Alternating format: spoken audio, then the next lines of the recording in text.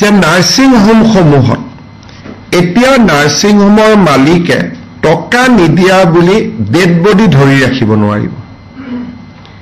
যদি কোনোবা ব্যক্তিক পৰিয়ালৰ মৃত শৰীৰ নাৰ্ছিং হোমে 4 ঘণ্টাতকৈ বেছি ধৰি ৰাখে, তেতিয়াহ'লে সেই ব্যক্তিগৰাকীয়ে 104ত ফোন কৰিব, নহ'লে লোকেল পুলিচক ফোন কৰিব। The dignity to the dead person is paramount. কোনো ডেড বডি তেওঁলোকে মৰ্গত পইচা নিদিয়া বুলি ৰাখি থব নোৱাৰিব।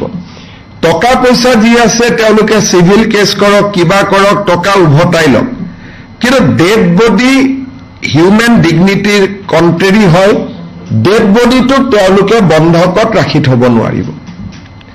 ইয়াৰ কাৰণে আমাৰ কেবিনেট মেমৰেণ্ডাম চহী হৈ যোৱাৰ লগে লগে এইটো তেওঁলোকৰ যিকোনো গাৰ্জেনে যে মোৰ ডেড বডিটো 4 ঘণ্টাৰ ভিতৰত মুকলি কৰি দিয়া নাই বুলি ক'লে, গাৰ্জেনসকলে 104ত ফোন কৰিব পাৰিব বা লোকেল পুলিচ ষ্টেচনত ফোন কৰিব পাৰিব। পুলিচে গৈ ডেড বডিটো লগে লগে ৰিলিজ কৰি দিব।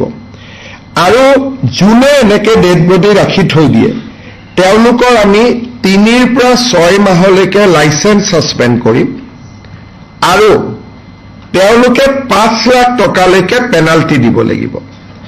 আৰু যদি তেওঁলোকে ৰিপিট অফেন্স কৰে তেতিয়া আমি তেওঁলোকৰ নাৰ্ছিং হোম বন্ধ কৰি দিয়াৰ ব্যৱস্থা ল'ম।